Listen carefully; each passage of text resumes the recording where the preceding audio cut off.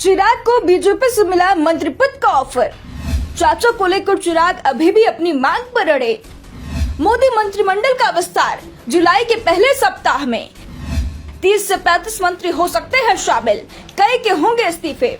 चिराग पासवान की एनडीए में एंट्री तय हो गई है, उन्हें मंत्री बनाए जाने की भी तैयारी है। जुलाई के पहले ही सप्ताह में पीएम मोदी अपने मंत्रिमंडल का विस्तार करने वाले हैं। मंत्रिमंडल विस्तार को लेकर बड़े संकेत मिल रहे हैं। दावा किया जा रहा है करीब 2 दर्जन से ज्यादा मंत्रियों से इस्तीफे लिए जा सकते हैं, उन्हें संगठन के काम की जिम्मेदारी सौंपी जा सकती है और करीब 30 से 35 नए मंत्रियों को शामिल किया जा सकता है। लेकिन नए मंत्रियों में निगाहें लोक जनशक्ति पार्टी रामविलास के नेता चिराग पासवान पर टिकी हुई है।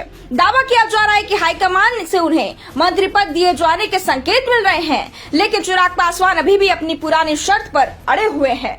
चिराग पासवान ने साफ कह दिया है कि वो उस सरकार और गठबंधन में शामिल नहीं होंगे जहां चाचा पशुपति पारस पहले शामिल हो।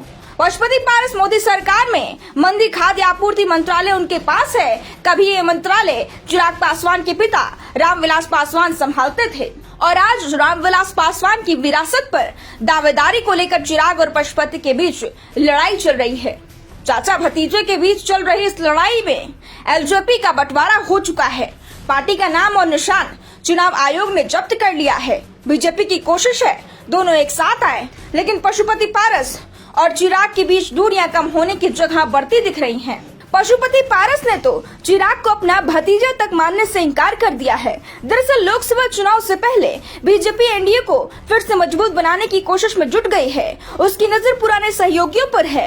बिहार में इस बार कड़ा मुकाबला होने की उम्मीद है और बीजेपी की नजर बिहार में दलित और अति पिछड़ा वोट बैंक पर है, जो अब तक नीतीश कुमार के साथ माना जाता था, जिसमें बीजेपी सेंधमारी की कोशिश में जुटी हुई है।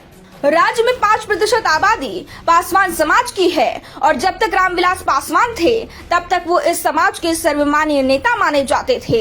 लेकिन रामविलास के जाने के बाद उनके बेटे चिराग और भाई पशुपति के बीच पार्टी पर अधिकार को लेकर लड़ाई शुरू हो गई। घर की लड़ाई से पार्टी ही बट गई। पार्टी के 6 में से 5 सांसद पशुपति के साथ चले गए तो चिराग अकेले ही रह गए। एकमात्र विधायक नीतीश कुमार के पाले में चला गया। बीजेपी को इस बात का एहसास है कि सांसद पशुपति के साथ है, लेकिन पासवान समाज पर सबसे मजबूत पकड़ चिराग की ही बनी हुई है। इसलिए बीजेपी चिराग को साथ लाना चाहती है, लेकिन चिराग ने लोकसभा चुनाव के लिए 6 सीट के साथ 1 राज्यसभा सीट और 2 विधान परिषद सीट की मांग कर बीजेपी की मुश्किल बढ़ा दी है। दूसरी ओर बीजेपी दोनों ही गुटों को 5 सीटों पर सीमित करना चाहती है, जिसमें चिराग को 3 और पशुपति गुट को 2 सीट दी जा सकती है। ऐसे में सिर्फ सीट बंटवारा ही नहीं, चाचा के खिलाफ चिराग के गुस्से को भी बीजेपी को शांत करना है।